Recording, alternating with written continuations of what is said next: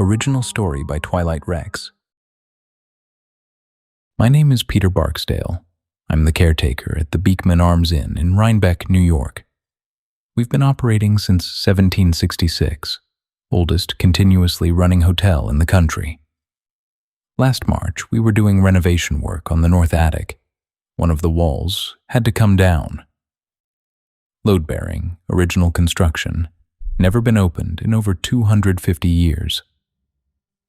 Inside the wall, we found a sealed iron lockbox. I turned it over in my hands and thought it was a pipe fitting or some piece of old hardware. I smashed the lock with a hammer. Inside was a journal. I had it dated and translated. Carbon dating put it somewhere between 1750 and 1760. I tracked down the ship it references through Lloyd's shipping records, a merchant brig called the Oakhaven. Left Liverpool in November of 1754, bound for Virginia. Never arrived, no wreckage was ever recovered. I had people look at the last few pages, the ones that are stuck together. Nobody could tell me what kind of substance was holding them shut. I've been sitting on this for months trying to figure out what to do with it. I'm posting it because I think people should hear it. So, here it is. The Diary of Abraham Penhaligon. November 2nd, 1754, Liverpool. I stood in the rain outside the harbor office for 3 hours. The dockmaster turned me away twice, said the Oakhaven was full, manifest sealed. I didn't leave. This was the last ship taking clerks before winter, and if I missed it, I'd be stuck in Liverpool until spring. Another 6 months in my father's counting house, copying figures into someone else's ledger. I would rather drown. The quartermaster's name is Mr. Graves. He came ashore around 4 in the afternoon, looked at my ledger books, looked at me, and said their previous clerk had taken a sudden fever. A space has opened, lad. If you can write as well as you beg, the bunk is yours. When I dropped my sea chest on the gangway, he laughed and called me fresh meat for the salt. The crew laughed with him. I don't think any of them were joking. He is the most frightening person I have ever seen, and I work for him now. The Oakhaven is 72 feet on the waterline. Merchant brig, carrying iron and cotton to Virginia. She sits low from the weight. The deck smells like metal and tar. Below deck smells like rot and old sweat. The crew are savages. No exaggeration. 30 men with thick hands and faces cracked and red from wind. They speak in a dialect that's half English and half something I don't recognize. 2 of them got into an argument over a card game this afternoon. One pulled a knife, the other laughed, took it out of his hand, and threw it into the mast from 15 feet. It stuck in the wood. They went back to their cards. Nobody looked up. Not one person on this ship reacted to a man throwing a knife. Thomas is the cabin boy. 14, skinny, gap between his front teeth. He brought me a cup of water this evening and told me this was his 3rd crossing. Said the trick to seasickness is to watch the deck, not the horizon. Your feet know where they are, he said. Even when your stomach doesn't. He is the only person on this ship who has shown me any kindness. My father would not approve of any of this. He spent his whole life in a counting house on Drury Lane writing other men's numbers. He died there. I found him on a Tuesday morning, still in his chair, pen in his hand. I loved him, but I won't die in a chair. We cleared the Mersey at 7:30 in the evening. I stood at the rail and watched Liverpool get small. The docks, the smoke, the churches, then a gray smear, then gone. I waited to feel sad. I didn't. The first night was bad. Crew quarters are below the main deck, low ceiling, hammocks wall to wall, 30 men in a space, meant for 20. The air smells like sweat and wet wool. The hammock swings when the ship rolls. The ship always rolls. I spent the night gripping the canvas, trying not to fall out, listening to snoring and rats scratching behind the walls. I am already sick. We haven't cleared the harbor. I am terrified. November 12th, 1754, at sea, 10 days out. I have been sick for most of them. The waves come in walls. The ship rides up, drops down the other side, and everything that isn't tied down slides across the deck. I vomit every morning and most evenings. The bucket by my hammock stinks so bad I retch before I'm out of the hammock. Graves has no sympathy. He drags me out of the hammock at dawn and puts a scrub brush in my hand. I spend the first 2 hours of every day on my knees, scrubbing planks while the ship tries to throw me into the sea. My hands are raw. The blisters broke in the first week, and now salt water gets into the open skin every time I touch the brush. Soft hands, Graves says. The sea hates soft hands. I believe him. The food is salt pork and hardtack. The pork has to soak overnight before you can bite through it. The hardtack has weevils. I eat in the dark now, so I can't see what's in it. The drinking water tastes like the barrel, old wood and something faintly green. There is nothing out here, just water and sky in every direction. At night, I lie in the hammock listening to the hull groan and the rats move inside the walls, and I think about the fact that there are a few inches of wood between me and the bottom of the Atlantic. One of the crew, a man called Pike, cornered me in the galley yesterday. He wanted to know what was in my ledger. I told him it was the cargo manifest. He grabbed it out of my hands and flipped through the pages. He can't read. He stared at it, turned it upside down, then threw it back at me. "Ink boy," he said. He stood there for a moment. Then he walked off. Nobody said anything. Nobody ever does. Wheeler is one of the older hands. Been at sea 30 years, he says. I asked if he ever got used to it, the noise, the movement, the feeling of being nowhere. He looked at me for a long time. You don't get used to it. You just stop minding. I haven't stopped minding. I wrote my father's name in the margin of my ledger today. Just the name. Nothing else. I crossed it out. November 24th, 1754, at sea. I'm starting to get used to it. My hands have calluses now, thick ones across both palms. The rope doesn't cut anymore. I'm not sick either. At some point, my body just adjusted, and I didn't notice when. This evening, I went up to the foredeck after my watch. The sun was going down. Thomas sat next to me. We didn't talk. The sun went down.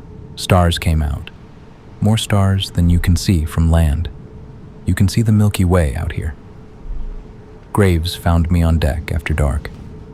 I expected the usual. He just leaned on the rail and looked at the water for a while.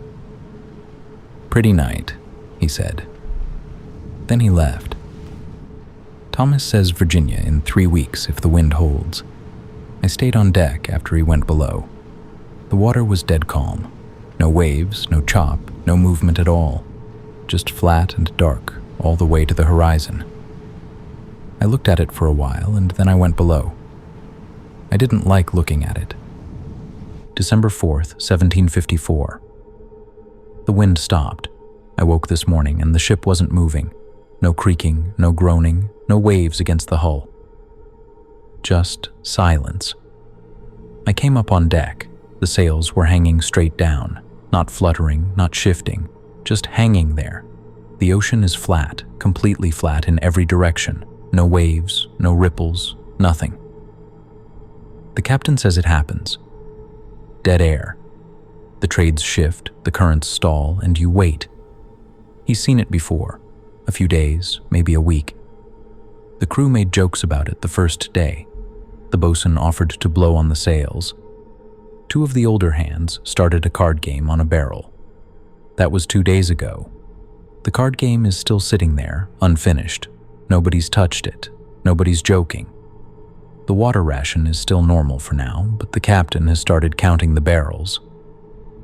I saw him in the hold this morning, tapping each one with his knuckle, listening to how full it was. The silence is the problem. When the wind blows, the ship makes noise constantly. Ropes creak, canvas snaps, the hull groans against the water. You stop hearing it after a while, the same way you stop hearing a clock in a room. But when it stops, you notice. You notice because there's nothing left. Just your footsteps, your breathing.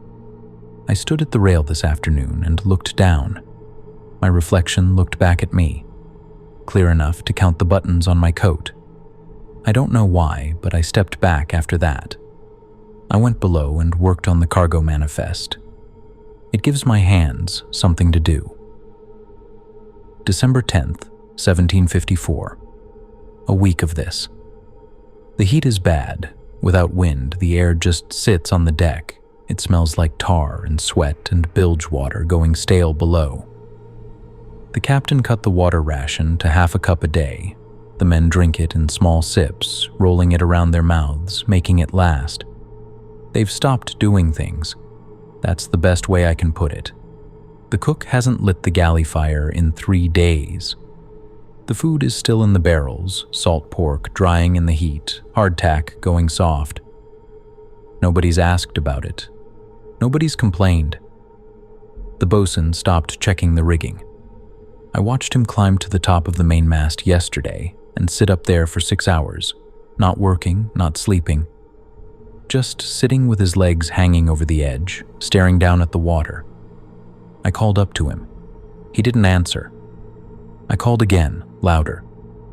He turned his head slowly and looked down at me like he'd forgotten I existed.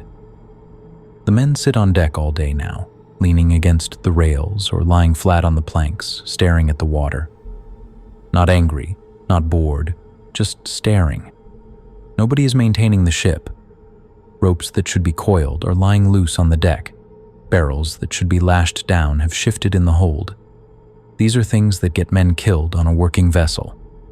Nobody cares. I tried to coil one of the loose lines myself yesterday. The bosun saw me doing it from the mast. He didn't say anything, didn't nod, didn't tell me I was doing it wrong. A week ago, he would have had my head for touching the rigging without permission. Now he just sat there, watching me with those empty, patient eyes. The sargasso weed has thickened around the hull. Brown mats of it against the hull, thick enough to muffle the water. It smells sweet and rotten. The water underneath is dark, almost black. I dropped a belaying pin over the side this morning and lost sight of it within a foot. I asked Graves when the wind might come back. He was sitting at the starboard rail with his legs over the side. He didn't look at me. He didn't insult me. That was the part that scared me. The anger is gone, all of it. He just sat there staring at the dark water with this look on his face I've never seen on him before. Peaceful. "Down there," he said quietly, "the wind never blows. It's quiet down there." He said it the way you'd talk about a place you missed, somewhere you'd been happy. I waited for the insult, the bark, the order to go scrub something. Nothing. He just kept looking at the water. December 15th, 1754. Something is wrong with the crew.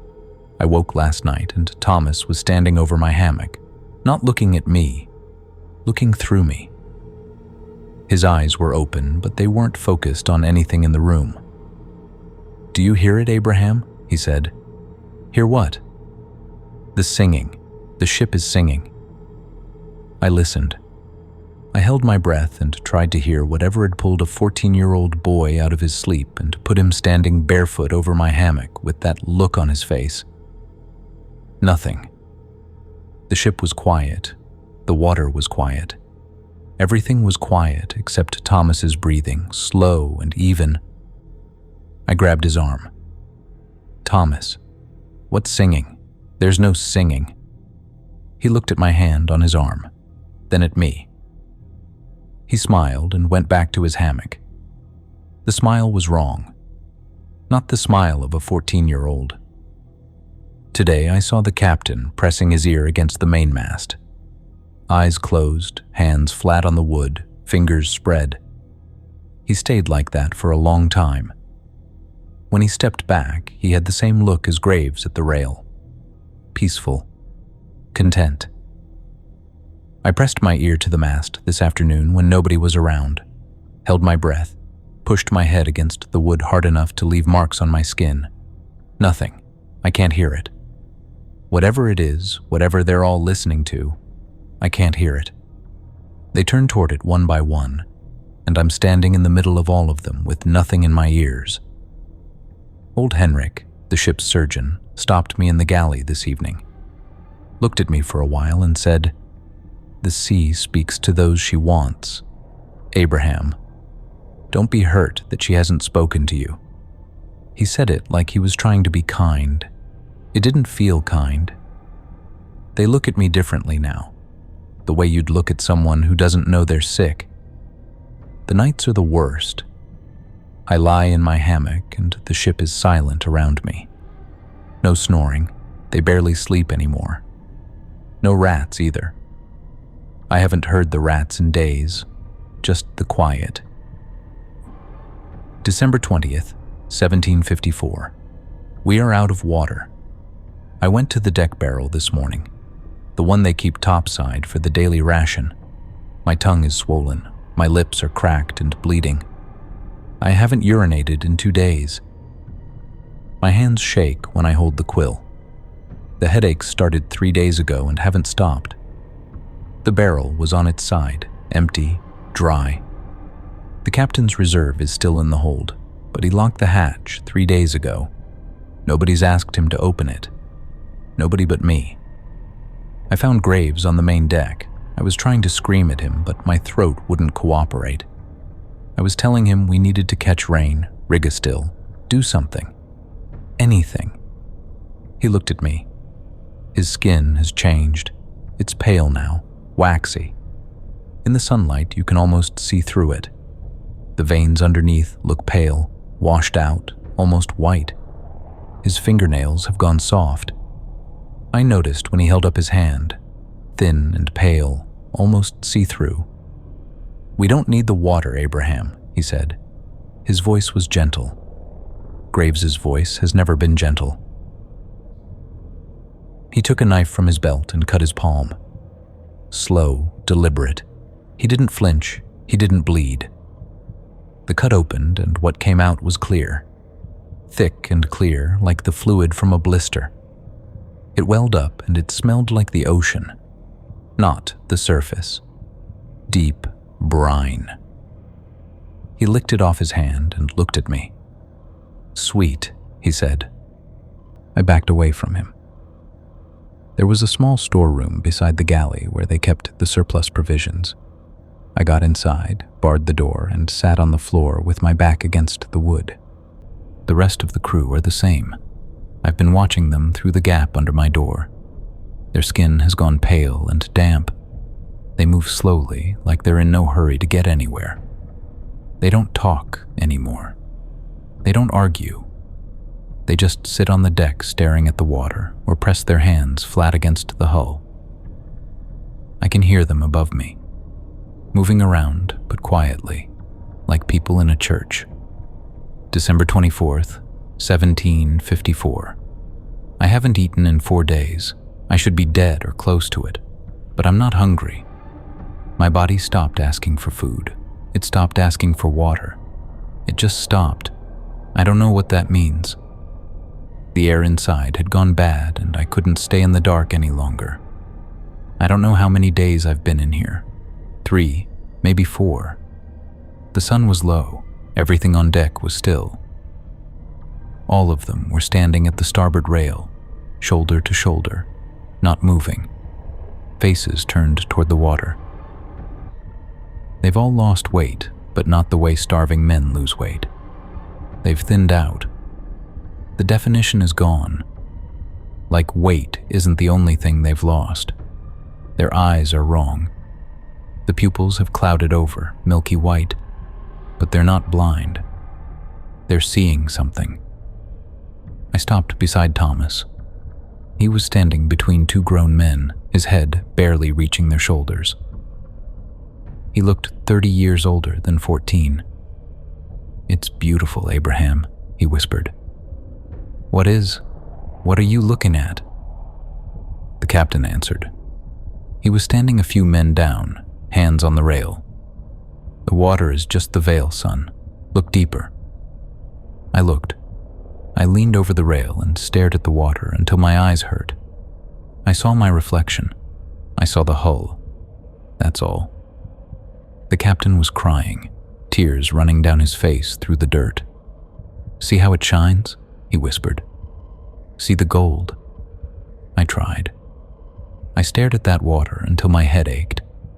I wanted to see it. Whatever made 30 men stand at a rail without breathing, I wanted to understand. I don't see anything. I have never seen anything in that water. Whatever is down there does not want me. December 25th, 1754.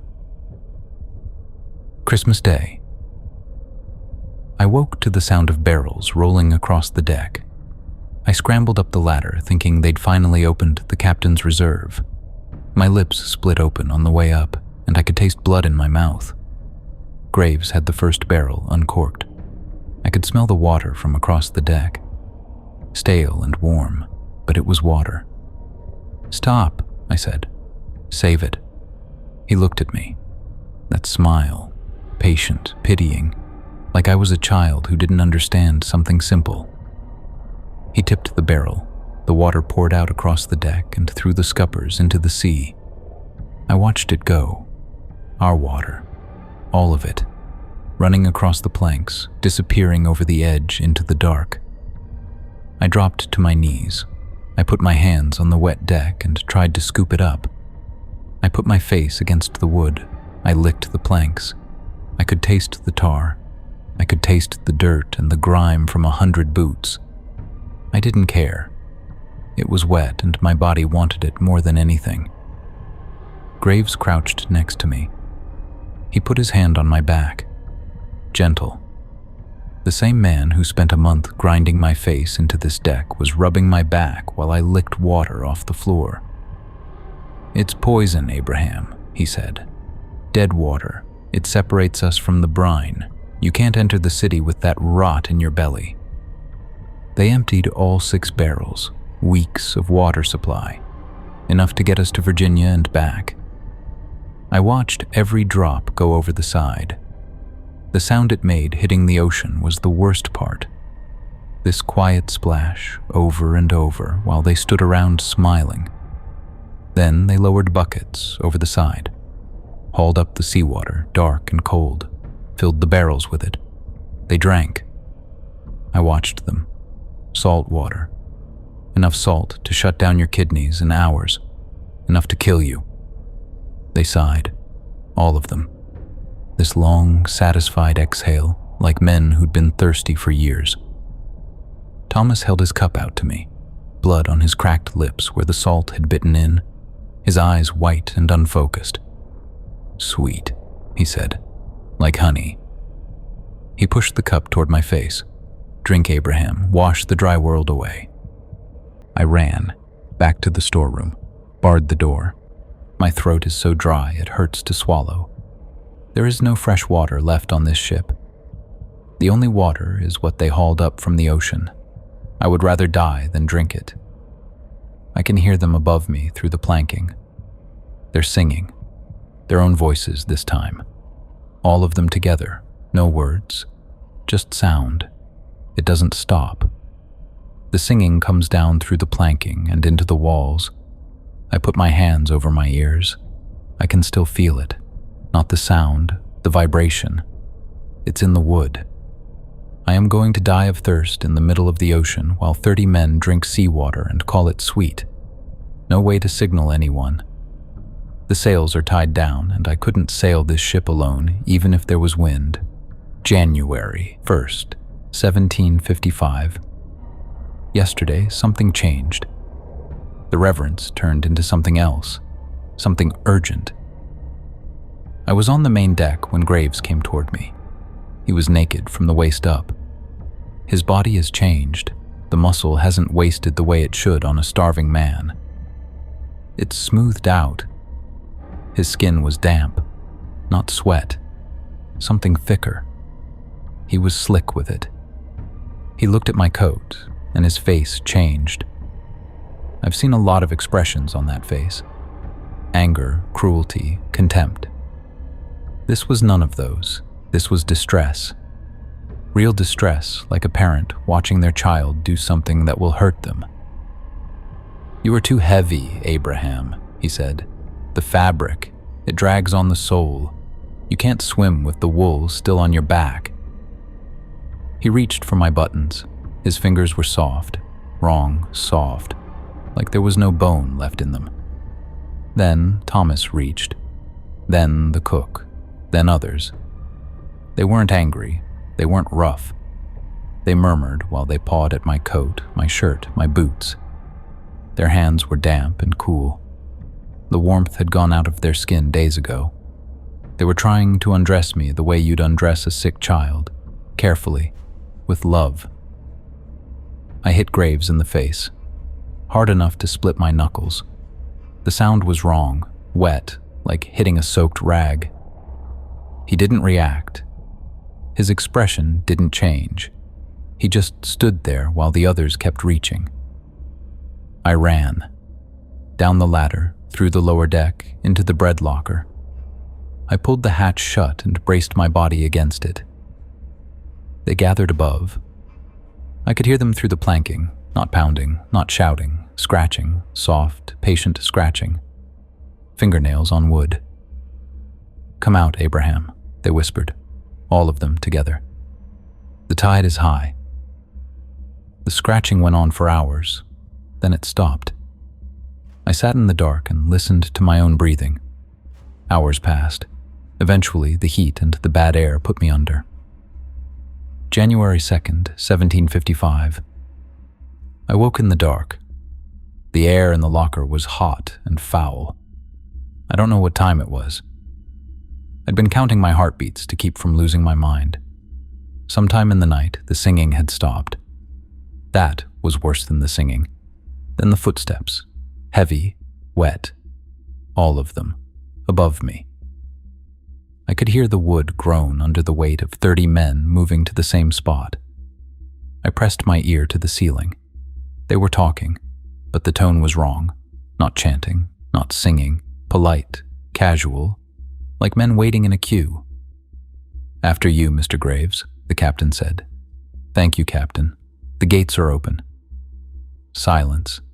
I waited for the sound of a body hitting water, thrashing, gasping, something, nothing, just the creak of the floorboards as the weight lifted.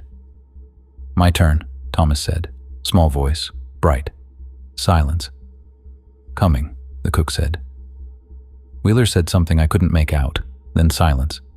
Another voice. "It's so quiet." Silence, one by one. Some of them spoke. Finally, "I see it." "Oh, it's bright." Some said nothing at all. I lay in the dark, then counted. 30 silences. I waited, told myself they were still up there, that it was a trick, that if I opened the hatch, they'd be standing there, smiling, reaching. I waited an hour, 2, 3, not a cough, not a creak, nothing. I opened the hatch, climbed the ladder. Dawn, pale light across an empty deck. They were gone. But they hadn't just gone. Piles of clothes on the planking, neat piles, folded, coats, breeches, boots, stockings. Each pile where its owner had been standing. Graves's jacket folded on top of his pipe laid across the jacket. The captain's hat set on top of his uniform, brim facing the sun. I went to the rail, looked over, expected bodies. The water was flat, not a ripple, not a disturbance. No sign that anything had gone into that water. The ship is quiet, not calm quiet, empty quiet. Even during the calm, there were bodies on board, breathing, weight on the planks. Now there's nothing. Just the hull settling in the water and the weed brushing against the sides. I walked the deck from stern to bow. The bosun's line coiled where he left it. The unfinished card game still on the barrel, the cards curled and yellowed from the humidity. I am alone on this ship. Why didn't they take me? January 3rd, 1755. I have taken the captain's quarters. His coat hangs loose on me. I've lost weight. I don't know how much. My hands look thin. The calluses are still there, but the flesh underneath has shrunk. I spent the morning at the wheel. No wind. The sails are tied down with knots I can't undo. Swollen and wet and tight. I stood there gripping the wheel anyway, steering nothing. The wheel turns freely. On a moving ship, you can feel the water through the rudder. Resistance. Here there's nothing. The wheel just spins. I scanned the horizon until my eyes hurt. No sail, no bird, nothing. I found the captain's logbook on the desk. Neat handwriting, course headings, weather, supplies. The record of a competent man doing his job. The last entry is dated December 24th. One word. There. I have locked the door, pushed the desk against it. The desk is heavy oak, and it took everything I had to shift it. I loaded the captain's flintlock. The powder is damp. It won't fire. I checked twice. Later, I was watching the candle when I heard it. 3 knocks. On the cabin door. Like someone arriving for an appointment. I checked this ship. Every cabin, every hatch, every locker. I am alone. The knocking came again. Same rhythm, same patience. I picked up the quill. I am writing because it is the only thing I know how to do. The only thing that still makes me feel like the person who got on this ship in Liverpool. The knocking hasn't come back. I waited. I don't know how long. But there is a sound, not from the door, from underneath me, from beneath the hull. A slow, patient tapping, coming up through the keel, through the chair. It does not stop. That's where the journal ends. Page 36. Mid-sentence, near as we can tell. The last 6 pages are stuck together. The lab described the substance as calcium-rich. Nobody will open those pages. I've been told that clearly. And honestly, I've stopped pushing. Whatever Abraham wrote in those final 6 pages is going to stay there. That's just the truth of it. Some questions don't get answered. This is one of them. What I can't stop thinking about is the fingerprint. The lockbox was sealed from the outside. The wax was still intact after 250 years. The conservator said she couldn't explain that. And the journal inside was wrapped in oilskin, folded carefully at each corner. Like someone wanted to make sure it would last until it was found. I don't know who that was. Here's the other thing I keep coming back to. The Beekman Arms has been here since 1766. That wall is original construction. Whoever built this place put that lockbox inside the wall before they opened the doors. Before the first guest ever checked in. They framed a wall around it and left it there. Why? I looked into the original owner, a man named William Barker. Operated the inn for about a year.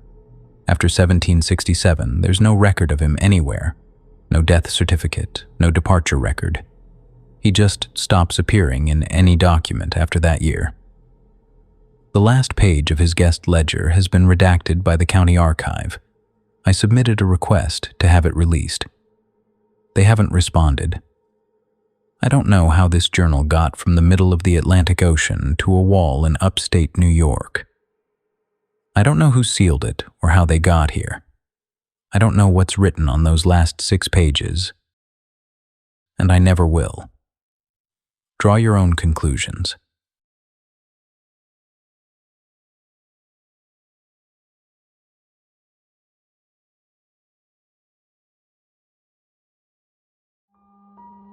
I'll leave it there. I'm Rex. Thanks for sticking around. If you want more, subscribe and ring the bell. Let me know what you think in the comments. Good night.